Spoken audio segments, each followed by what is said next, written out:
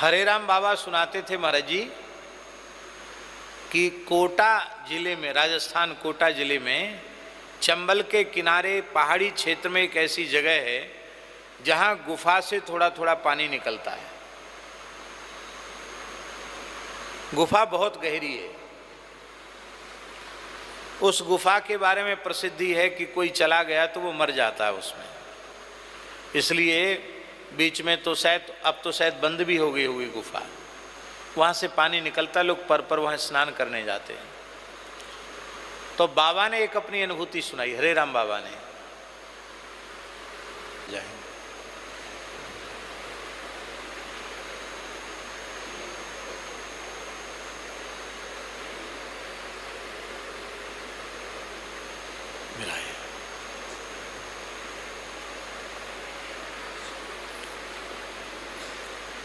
तो हम जो घटना सुना रहे थे उसको सुन लो, बड़ी रोचक घटना है। तो बाबा ने भीतर प्रवेश किया तो अंधकार तो भयंकर था। बोले पता नहीं क्या हुआ, हम टार्च लिए थे, वो टार्च अपने आप बंद हो गई। नई टार्च थी बड़ी, वो अपने आप बंद हो गई। बोले है तो कोई विचित्र जगह है जहाँ सब पावर ऑफ हो जाते हैं। लेकिन हमने कहा कि अब इतने बहरे तक आ गए हैं तो अब पीछे नहीं जाएंगे, जो हो सो मरें जिए, चलो। कहते इसमें जाने वाला मर जाता तो मरना तो है ही, चलो आगे चलो। आगे गए तो वहाँ पानी घुटने घुटने तक पानी था। तो थोड़ी घबराहट सी हो रही थी, तो हमने अंजलि में भर करके वहाँ जल पिया और जैसे ही मुँह धोया, मुख धोते ही हमारी दृष्टि दिव्य हो गई, दिव्य दृष्टि होगी। और बोले ना वो गुफा कुछ नहीं, और हम एक खुले मैदान में पहुंच गए जहां सुंदर कंदरा हैं, वृक्ष हैं और भयंकर पंचफण वाला नाग, मणिधर सर्प वहां चारों ओर घूम रहा, विशाल। बोले मैंने अपने जीवन में ऐसा सर्प नहीं देखा।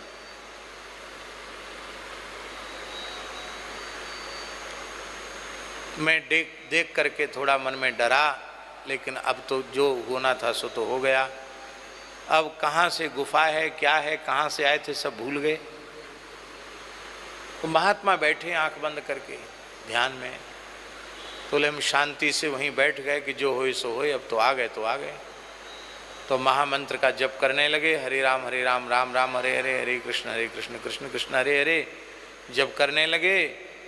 थोड़ी देर बाद में महात्मा उनके नेत्र खुले। उन्होंने कहा बच्चा, यहाँ कोई मनुष्य पहुँच नहीं सकता है, पर तुम ईमानदारी से राम नाम का जप करते हो, इसलिए तुम यहाँ तक आ गए हो।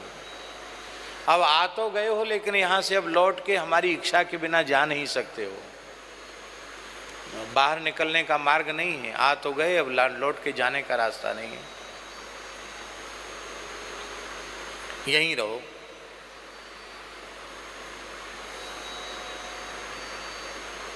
अब जाने का रास्ता है ही नहीं, तो यहाँ तो रहना ही पड़ेगा। तो हमारे मन में, अब बाबा कहते हमारे मन में आया, यहाँ खाएंगे क्या?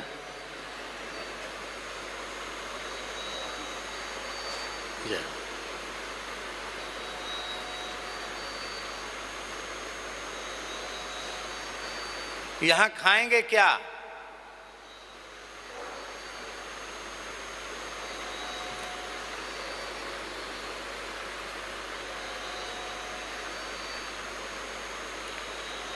यहाँ क्या खाएंगे?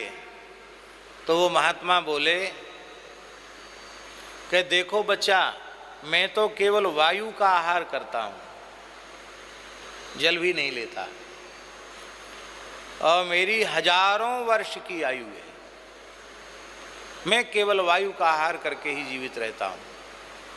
लेकिन तुम ऐसे क्षेत्र से आए हो जहाँ के प्राण अन्न में है, इसलिए तुमको हम व्यवस्था कर देंगे। तो बोले पता नहीं कहाँ से वो हमको छटाक डेढ़ छटाक या पाव भर आटा हमको रोज दे देते। लो धूनी पर टिक्कड़ बनाओ, पाओ, एक समय टिक्कड़ खा के भजन करते, बस 24 घंटे में एक बार वो पता नहीं कहाँ से आटा निकाल के दे देते, और बस वही कंडी की अग्नि में उसको पकाकर, धूना तो उनके यहाँ था ही अखंड, उसमें पका के खा लेते। कहते 3 वर्ष तक रहे वहाँ बाबा। कितने वर्ष? और यहाँ उनके जितने भगत थे वो सब रोने गाते रोते गाते चले गए। बोले बाबा तो गए, अब लौट के आने के नहीं। तो हमने कहा बाबा से कि बाबा फिर इधर आए आप कैसे? तो बोले मुझे संसार में किसी की याद नहीं आती थी, पर मुझे भक्तमाली श्री गणेश दास जी की याद आती थी कि मेरा भाई है, मेरा गुरु भाई है, और मुझसे बहुत प्रेम करते हैं महाराज जी के लिए, उनको बड़ी बड़ी पीड़ा होगी। तो मैं कई बार उनकी याद जरूर कर लेता था, और संसार में किसी की याद नहीं करता था, भक्तमाली जी की याद कर लेता था। 3 वर्ष व्यतीत हो गए तो वे संत बोले कि भाई तुम जो यहाँ रहे तो रहे हो, पर कभी कभी तुम बाहर की याद करते हो, एक संत की याद करते हो, अच्छी बात है, तो ठीक है तुम वहाँ जा सकते हो। हम जब हम कहें कि आँख खोलो तब आँख खोल देना, तुम वहाँ पहुँच जाओगे।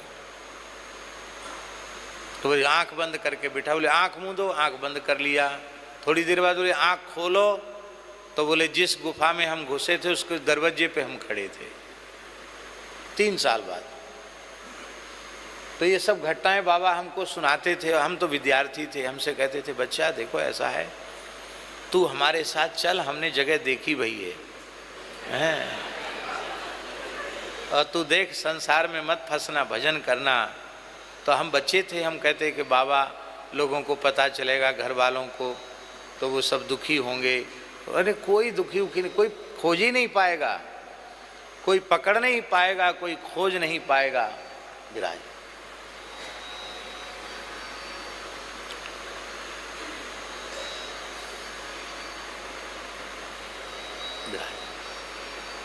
प्रणाम।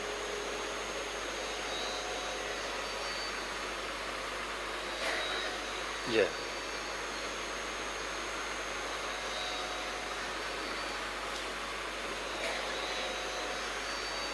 तो इस प्रकार से ऐसे ऐसे विलक्षण स्थल आज भी भारतवर्ष में हैं। तो ऐसी घटनाएं आपको सुनने को मिलें तो आप ऐसा नहीं समझना कि जैसे उपन्यासकार लोग रोचक कुछ न कुछ घटनाएं